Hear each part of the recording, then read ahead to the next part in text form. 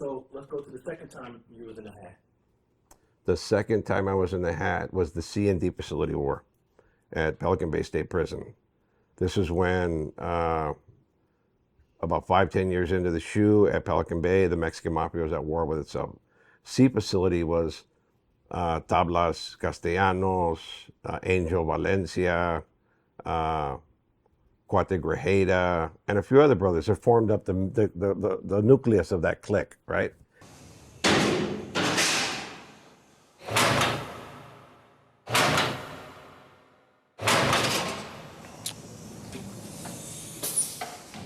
We're coming into the security housing unit into C facility. And on D facility, it was me, Topo, NightOwl, a couple other brothers, right? And they started putting us on the list, on the hit list. After those guys, here's what they resorted to. They started sending messages out to the streets and to the general population that if anybody messed with us or supported us, they were going to get killed. And that we were on their lista and we're going to get killed. So we knew about it. We're hearing about it from active Sureños on the mainland. These guys are plotting on us. And it became pretty intense, but it was a war where a shot was never fired. The only person hit in that was Little Mo Reese, and Lalo stabbed him in the cell. So basically you had Tablas from Valencia and Angel Valencia politicking against you and your crew. Yeah. And so what was the end result of that? I survived. They survived until I defected. That's when I made a video for Angel Valencia and encouraged them to come on over to the protective custody yard. But you were in the hat a third time before you defected, though. Yeah, before I defected, I got into a beef with Daryl Baca, my last Sally. But how did something like the C&D war just end? Did it just die out? People got tired? No one knew it still existed. The politics still existed.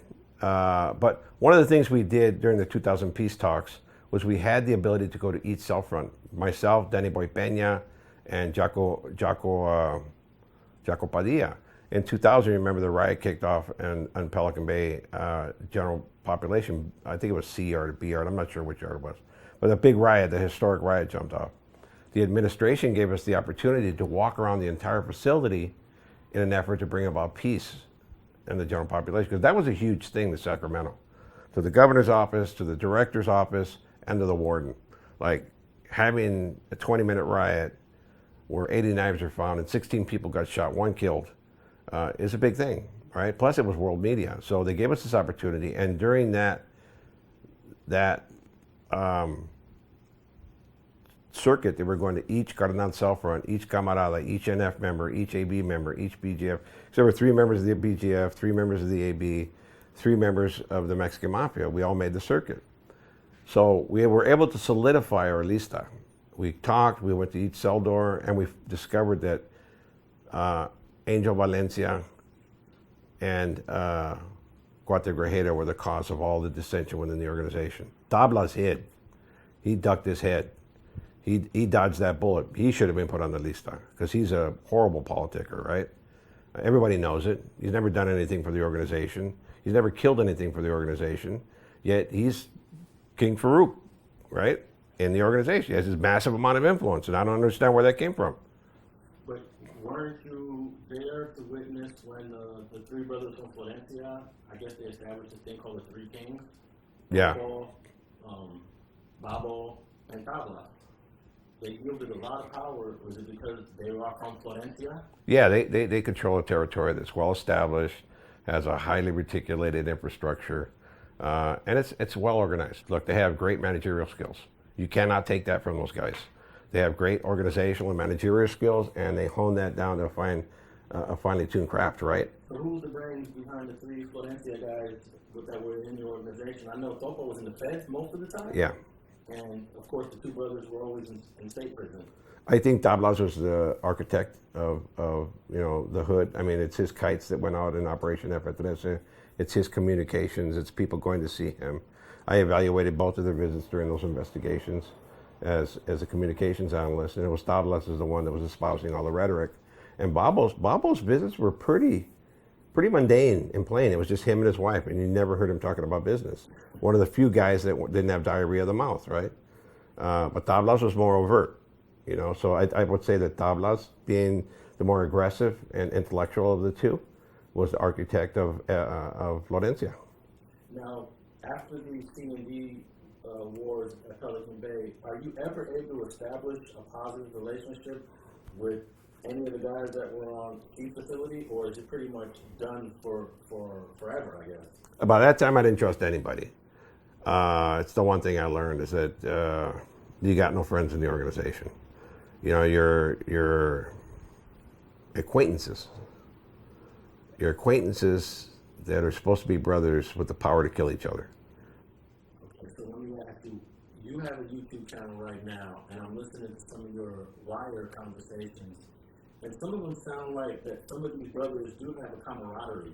It seems like they do have a level of love and respect for each other when they converse. Not all of them, but it just seems like they know how to converse and respect each other and have normal conversations on the phone. I mean, it appears that way. And it appears that way in the organization. When you speak to your brother, hey brother, how you doing? How's the family? And is there anything I could do for you? But that's all a facade. Because as soon as, say, one of those guys in that conversation gets thrown in the hat, they're mother effing him all day long. Yeah, let's kill him. Let's kill him. Let's take his territory. We're going to split this up. And that's how it goes. So that superficial or cosmetic cordiality that you're seeing is just that. I mean, you don't want to expose your hand and bare your canines to somebody. You don't want to do that because then they're going to know that you have animosity towards them. So you keep that contained. Even if you have it, you don't expose your hand. So I think what you're seeing is just cosmetic. You're not going into the belly of the beast, and you're not peeling back. I mean, it's stratified, like layers of an onion, right?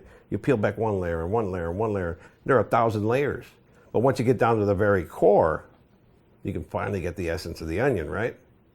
And that's how it is with these relationships. I mean, sure, you have business partners. Sure, you're great friends. Sure, you grew up together. But as soon as the politics fly, there is no loyalty in the organization. And that's a true, real fact. Now, did you have a closer relationship with the guys on D facility, like Topo and the others, with at least a little bit more trust for those guys? Some, but I didn't like Topo. Topo was a horrible human being. He lied. We used to catch him in lies all the time. Like, he would go out to the visit and tell all the brothers, yeah, we voted on it, and that guy's got to go.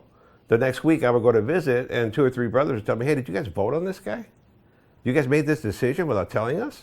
I said, well, what decision? Well, Topo came out here and said this and that.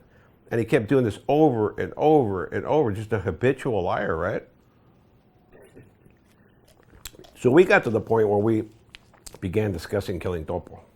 Tell him that at some point, we might have to throw this guy to the hounds, you know? Because everybody was clamoring for his death. It started because Sally Soto's brother was an informant, and Toppo Peters was backing him up, and that's what they used to politic on Topo. Topo's backing up rats. So we told Topo, hey, we're going to have to kill your brother-in-law, number one, and number two, we have to give the approval to get it done. He said, no, a cardenal has to do it. Only a cardenal can do it. I said, why? He's not a cardenal. He's just a swinging dick like everybody else. Anybody can kill him. Why is he so special that a cardenal has to kill him? First hurdle we had to go over. Second hurdle was his lying. But Alberto Lento, myself, Jaco Padilla, Daryl Baca, all of us had discussed it. Like, maybe we're going to have to deal with this guy. You know, it's going to be one of us. And it wasn't a challenge. Topo was a guy all of 4'9", 4'8". I mean, one good blow would have knocked him out. Then you could have strangled him to death. It wouldn't have been a problem. Was there any resentment towards a brother that wasn't completely Latino or Mexican? Because Toppo Peters is, I don't even think he's half Latino, but he's definitely not Hispanic. He's got some cut in him somewhere. Yeah. I mean, let's call a spade a spade. Did those things ever come up in conversation? No, because their heart is Mexican, right? Okay. I mean, there have been black Mexican Mafia members, Chanona Jordan, which I recently discovered from Mundo, Samoans, Japanese, Puerto Rican, Papa Roman, Puerto Rican, Samoan, Mohawk Indians. It's an eclectic mix of ethnicities.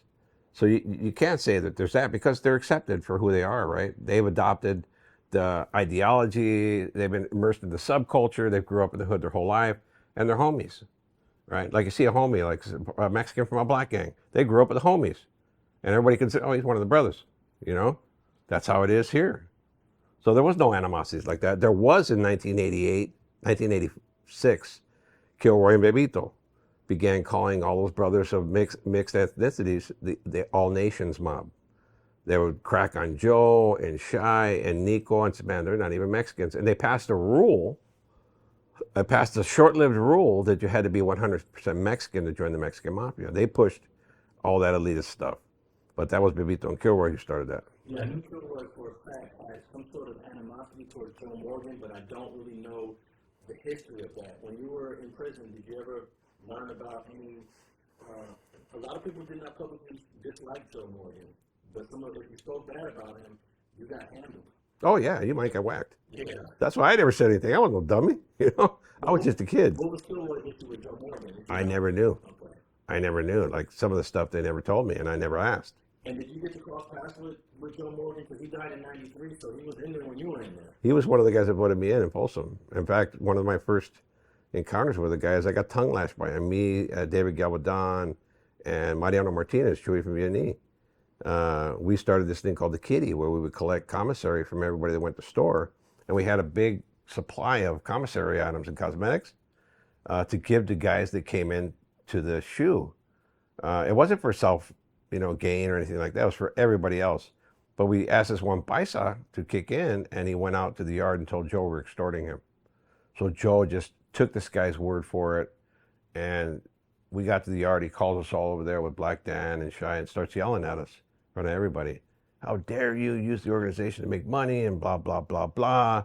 And I hated them ever since. And I swore that as soon as Joe left, and I told the other brothers, we're killing that paisa. We're going to kill that motherfucker. That dude got us yelled at. And I felt like this big. Like we were stripped of our dignity that day by Joe. And I never forgot it.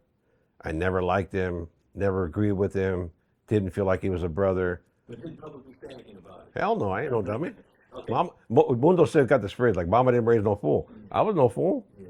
All right, before we go to the third time you were in the hat, how did Toppo Peters' career end? I'm assuming around the late 80s, he was already on the hit list, huh? He was on the list. He was going to go no matter what, as soon as he got around the right people. But he developed cancer, terminal cancer. And